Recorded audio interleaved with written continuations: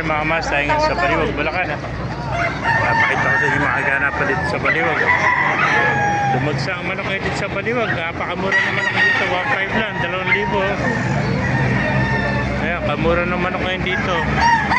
Meron pantigay 1,000. Ayan. Maraming manok ngayon dito sa Baliwag. Ayan, mura ng manok. Ito kanawain, tuto. Ayan.